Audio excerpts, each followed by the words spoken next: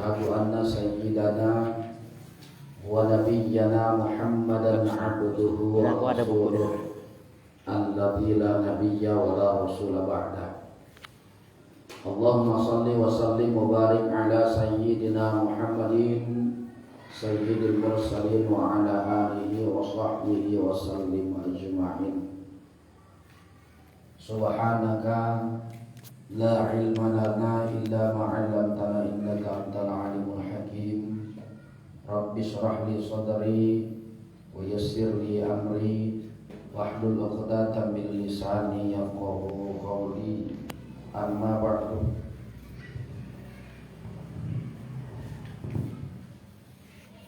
Yang saya hormati para bapak ibu, para orang tua kami, jamaah sholat, jamaah majelis yang sangat mengharapkan rahmat dan ridho dari Allah Subhanahu wa taala. Kembali kita bersyukur kepada Allah Subhanahu wa taala sebab Allah Subhanahu wa taala masih mengistiqomahkan hati kita untuk duduk di majelis ini, majelis yang sangat mulia ini, majelis yang sangat dicintai oleh Allah ini, dengan dalam keadaan sehat walafiat dan dalam lindungan Allah Subhanahu wa taala. Sungguh sangat-sangat kita mengharapkan pertolongan dari Allah Subhanahu wa taala untuk menyelamatkan kita dari azab api nerakanya. Bapak Ibu, salah satu yang bisa menyelamatkan kita dari siksa azab api neraka itu adalah kita sering-sering duduk di majelis ilmu. Nanti Allah bilang sama malaikat, malaikat tanya dulu orang itu pernah enggak, sering enggak duduk di majelis ilmu, sering enggak duduk di tempat-tempat pengajian. Kalau seandainya ditanya nanti kita sering jawaban kita, maka Allah memerintahkan kepada malaikat masukkan orang itu, orang yang sering duduk di majelis ilmu itu ke surga, kata Allah. Maka ini duduknya kita ini bukan duduk sembarangan Bapak Ibu. Duduknya kita ini adalah duduk yang sangat mahal, yang tidak ternilai harganya dengan rupiah atau dengan apapun. Insya Allah ya Bu Pak ya, istiqomah kita ya. Selanjutnya sholawat berangkai salam kita hadiahkan, kita perbanyak kepada baginda Rasulullah Muhammad SAW. Allahumma salli ala sayyidina Muhammad wa ala ali sayyidina Muhammad. Insyaallah kita juga dengan sholawat-sholawat kita ini menyebabkan kita dapat syafaat dari baginda Rasulullah Muhammad SAW. Amin ya rabbal. Bapak Ibu yang dimuliakan Allah, malam hari ini kita lanjut mengajinya masih seputar sholat jenazah. Ya. Malam Rabu yang lalu kita juga sudah membahas itu tentang orang yang paling berhak menjadi imam dalam sholat jenazah di hadapan kita masing-masing. Alhamdulillah tadi sudah kita fotokopikan ya materi kita untuk yang kita bahas malam hari ini. Nah, yang terpenting selain daripada orang yang paling berhak, syarat-syarat sholat jenazah, rukun dan tata cara sholat jenazah. Nah, di sini ada yang paling penting juga, yaitu terkait dengan praktek sholat jenazah.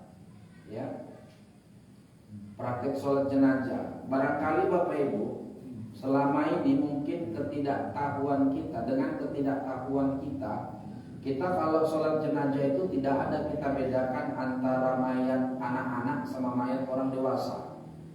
Ya kan? Kita banti aja kalau niat sholat jenazah itu kita anggap rata.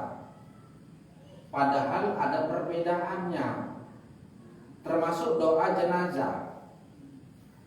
Doa jenazah itu di takbir ketiga itu biasa kita kalau Allahumma ighfir lahu, Allahumma ighfir laha, kita anggap rata semua. Ternyata ada perbedaan antara mayat yang masih anak-anak dengan mayat yang sudah dewasa. Kalau mayat anak-anak, Allahumma ja'alhu faradhan li abawaihi. Ini satu-satu kita bahas. Yang pertama niat sholat. Ya, kita ulang kaji lagi malam Rabu yang lalu kita sudah bahas. Ini kita ulang sedikit balik supaya memahamkan kita lagi. Nah, di hadapan kita masing-masing sudah ada Bapak Ibu lembaran fotokopian. Ya, niat sholat jenazah. Nah, lapas niat untuk mayat laki-laki dewasa, itulah yang seperti biasa kita laksanakan kalau ada orang meninggal. Ya, usolli ala hadzal mayyiti arba'a takbiratin fardhul kifayati ma'muman imaman lillahi ta'ala. Ini umum ya Bu ya. Nah, persoalan niat ini bukan tergantung orang yang sholat, tapi tergantung mayatnya. Ya, ingat sekali lagi, sholat jenazah itu niatnya itu bukan tergantung orang yang sholat, tapi tergantung mayatnya. Kalau mayatnya laki-laki, meskipun yang sholat adalah ibu-ibu, niat ibu-ibu tetap niat sholat untuk mayat laki-laki. Usolli ala hadzal mayyiti arba'a takbiratin fardhul kifayati ma'muman lillahi ta'ala. Ya. Nah, itu dia. Usolli ala hadzal mayyiti arba'a takbiratin fardhul kifayati ma'muman lillahi ta'ala. Sedangkan imamnya usolli ala hadzal mayyiti arba'a takbiratin fardhul kifayati imaman lillahi ta'ala. Nah, itu kalau niat sholat jenazah kalau mayatnya laki-laki. Jadi ibu, kalau misalnya nanti mayatnya laki-laki, niatnya nggak boleh usolli ala hadhil mayyitati, karena yang kita sholatkan kan laki-laki bukan perempuan. Artinya aja sengaja aku sholat untuk mayat laki-laki. Nah, kan itu hadzal mayyiti, mayat laki-laki ini. Nah, itu dia. Itu ya.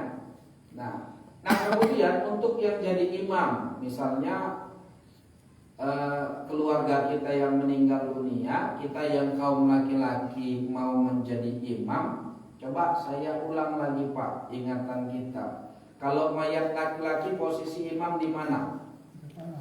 Di dekat satu arah dengan kepala.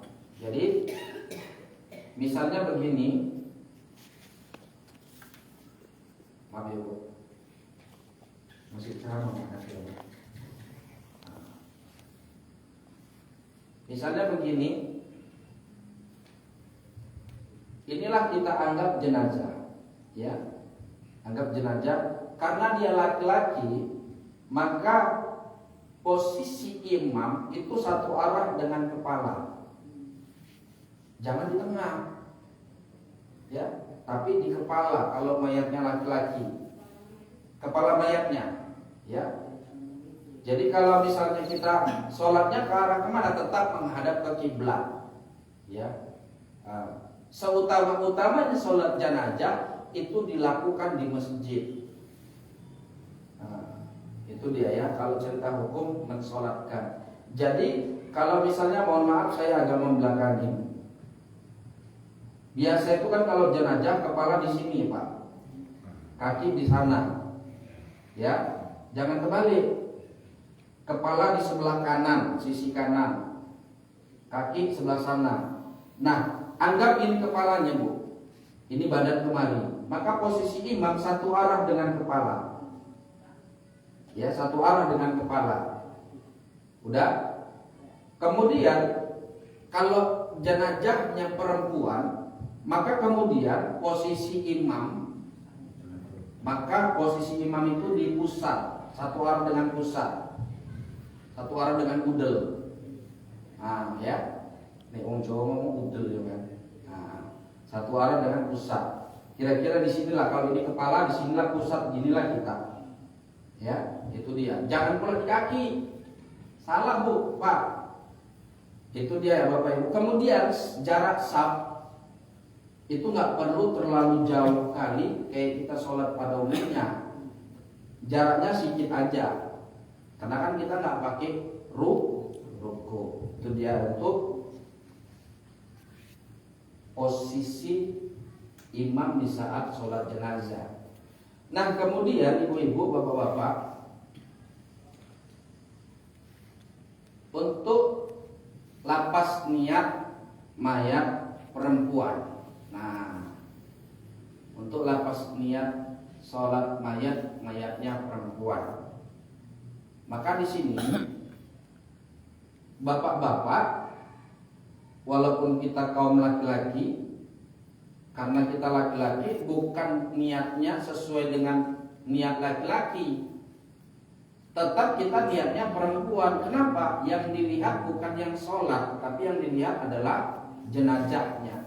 Maka niatnya usolli ala hadhil mayyitati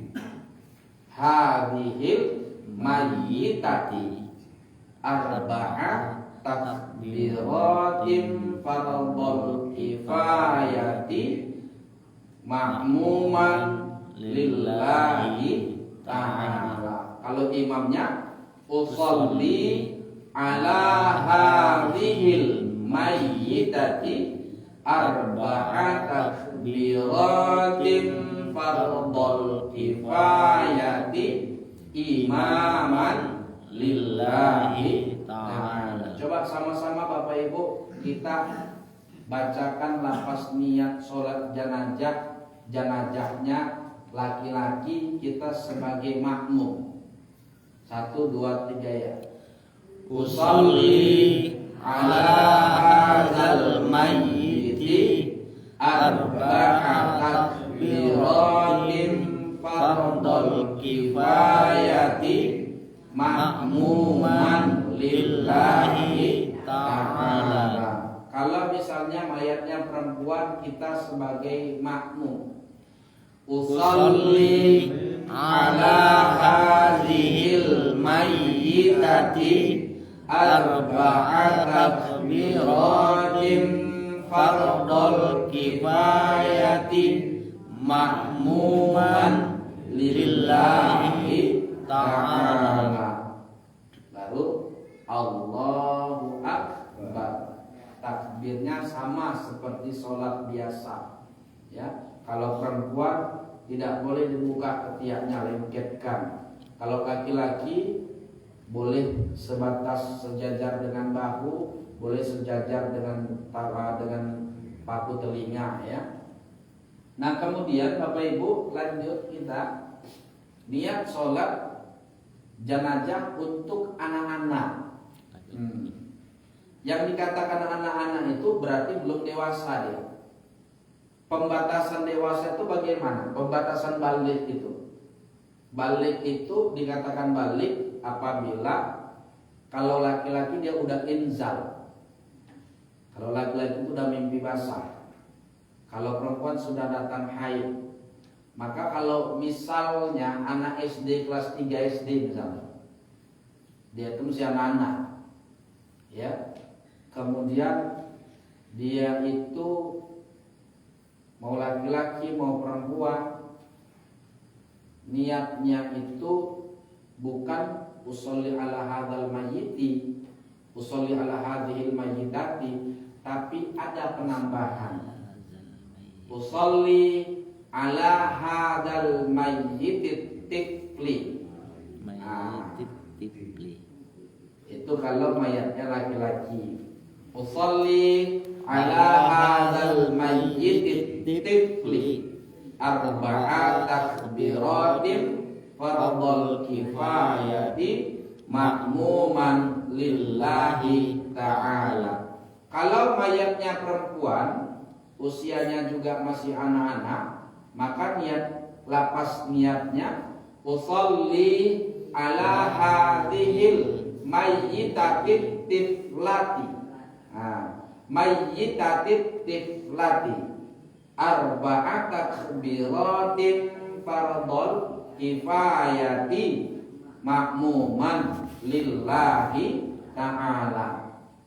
Ini kalau misalnya mayatnya anak-anak perempuan. Nah, posisinya di mana imamnya? Sama. Posisi imamnya itu sama. Kalau anak laki-laki, mayatnya posisi imam di arah satu kepala. Kalau dia mayatnya anak-anak perempuan, posisi imam tetap di perut atau satu arah dengan pusatnya. Ya, itu dia. Nah, kemudian coba Bapak Ibu, kita ulang lagi ya. Sama-sama kita niat sholat jenazah. Jenazahnya anak laki-laki, kita sebagai makmum. 1, 2, 3 ya.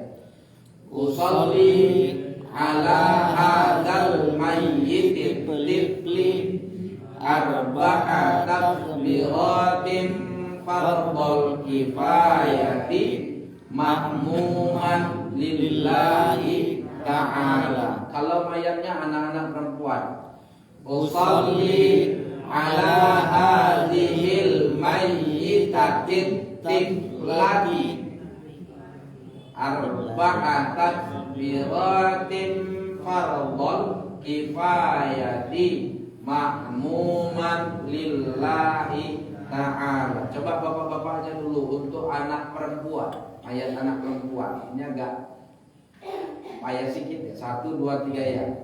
Usolli ala hadhil mayyitati tiflati arba'a takbiratin fardhul kifayati ma'muman lillahi ta'ala. Kalau ibunya yuk, sama mayatnya anak perempuan. 1, 2, 3 ya.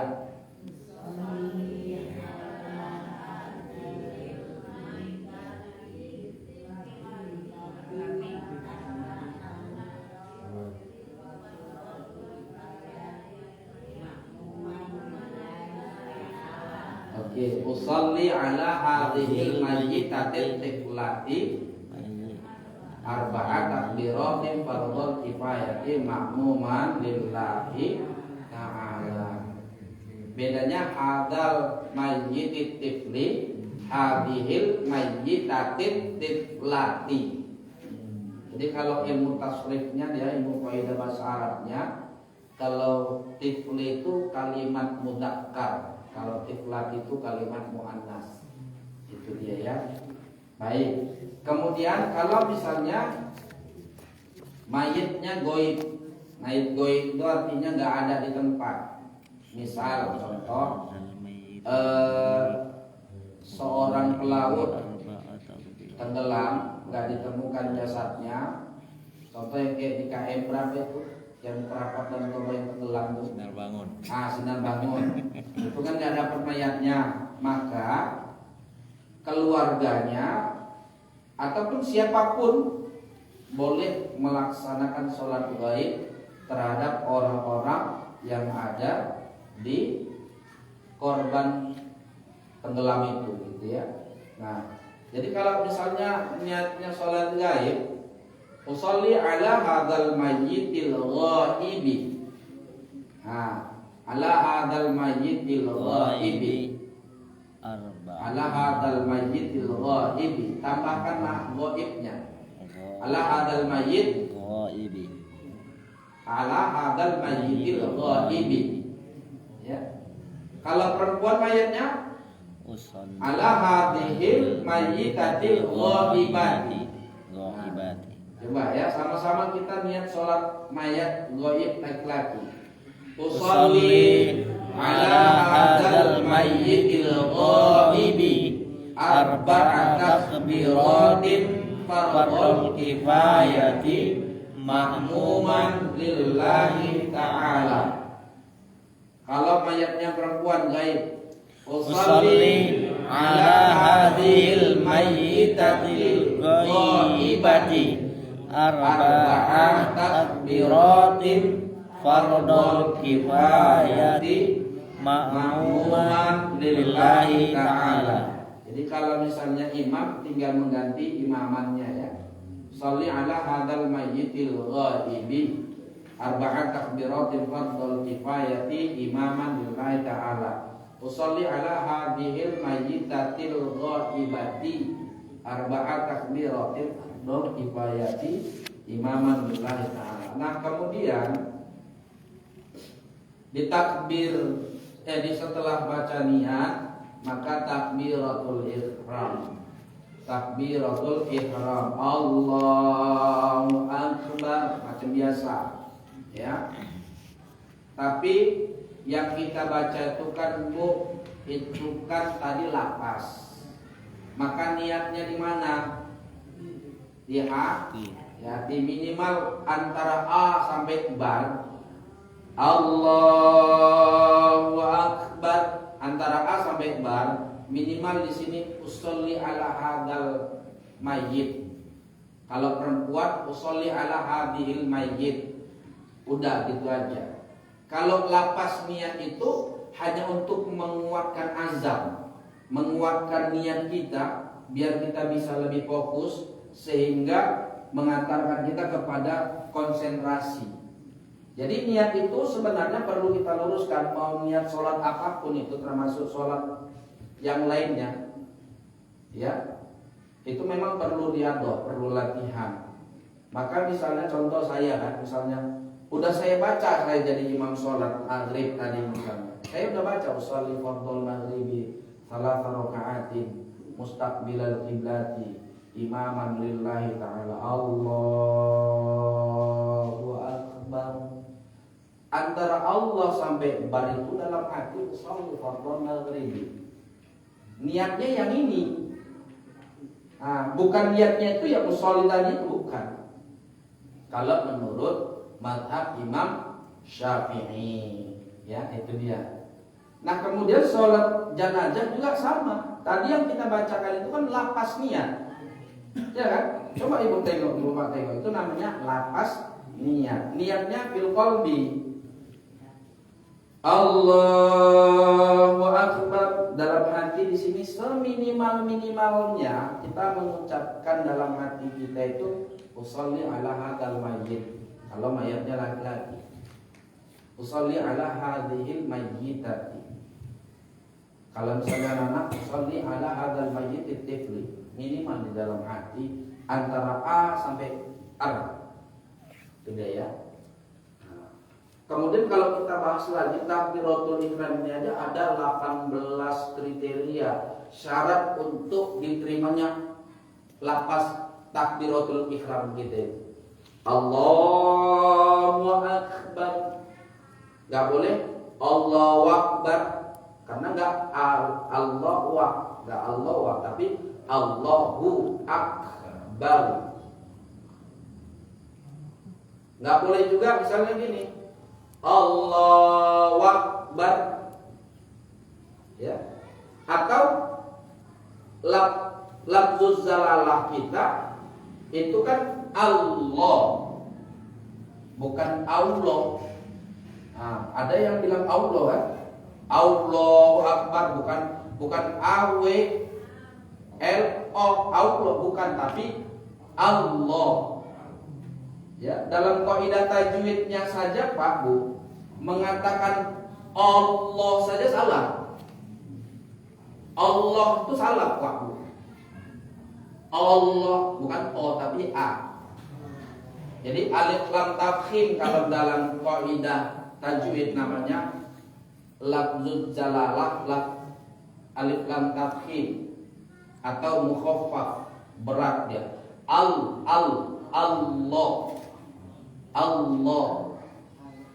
Nggak boleh Allahu Akbar, ada ya gitu ya.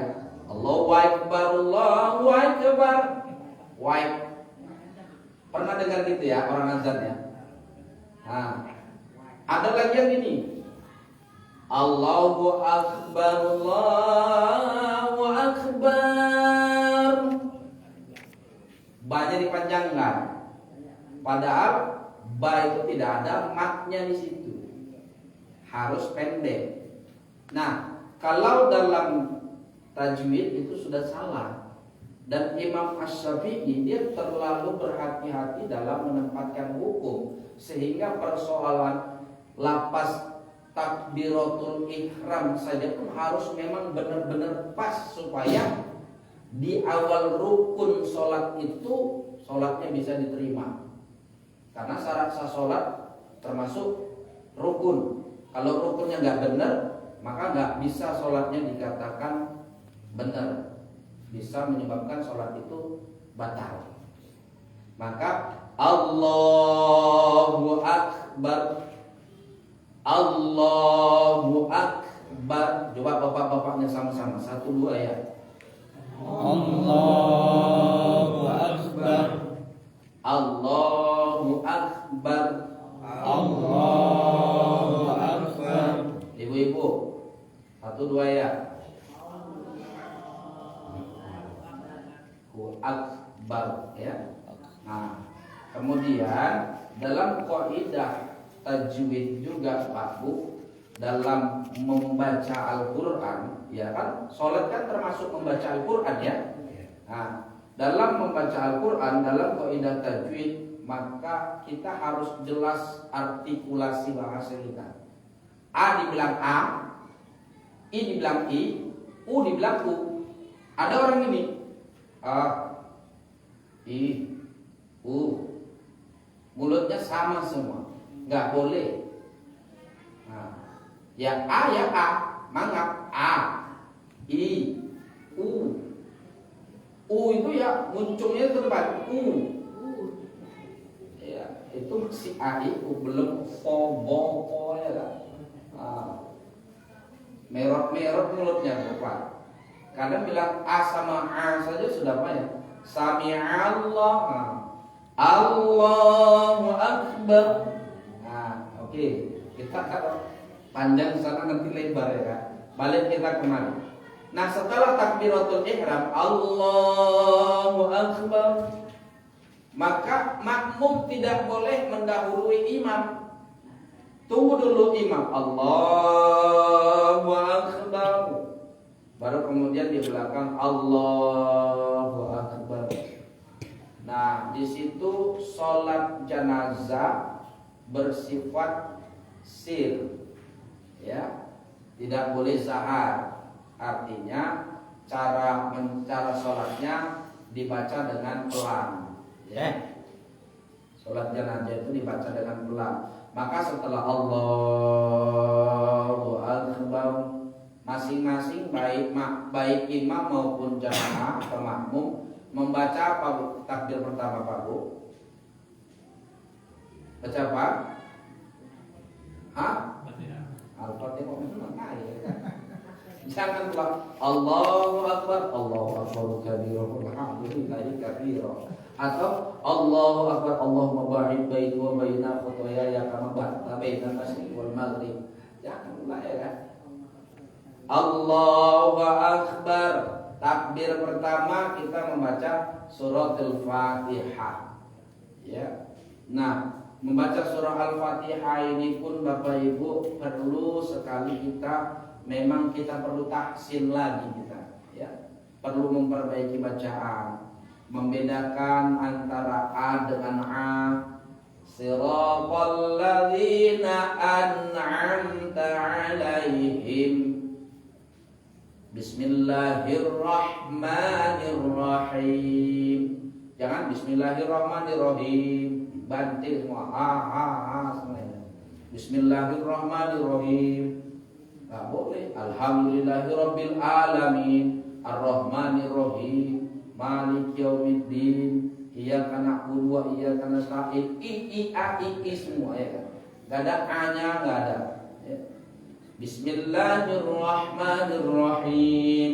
Alhamdulillahirabbil alamin, arrahmanirrahim, maliki yaumiddin, iyyaka na'budu wa iyyaka nasta'in, ihdinas siratal mustaqim, siratal ladzina an'amta 'alaihim, ghairil maghdubi 'alaihim waladdallin. Enggak boleh ghairil maghdubi, ada ya, banyak Bu. Ghairil maghdubi makdu atau ghairil makdu ada, ya. Baru iyyaka na'budu wa iyyaka nasta'in, enggak ada ainnya. Iyyaka na'budu wa iyyaka nasta'in.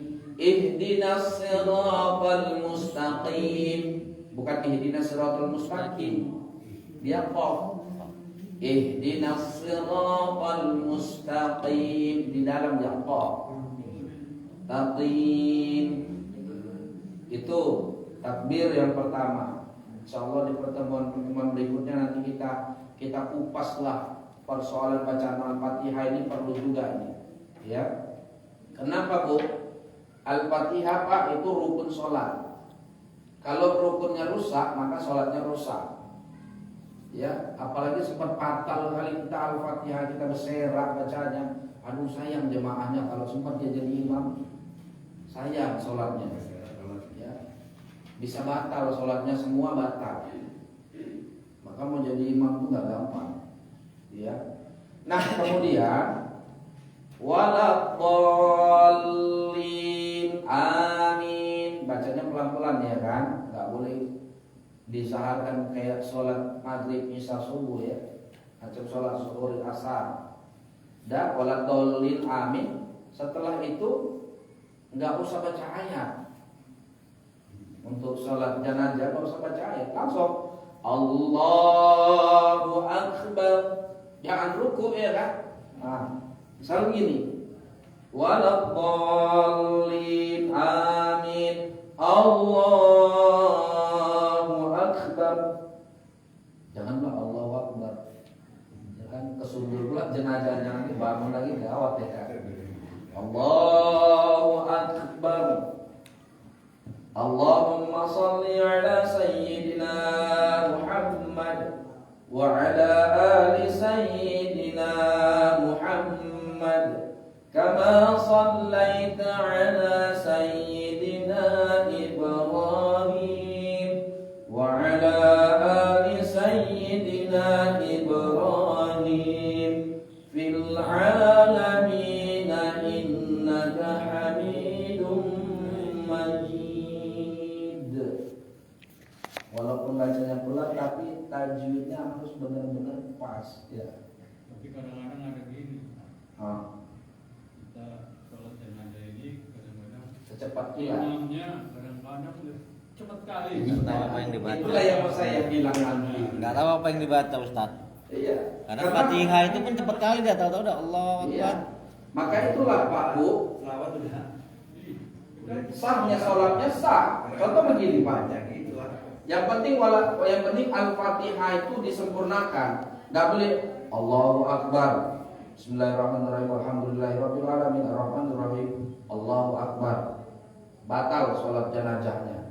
Al-Fatihahnya tidak boleh diputuskan di tengah jalan. Artinya bacaan Al-Fatihah itu harus lengkap.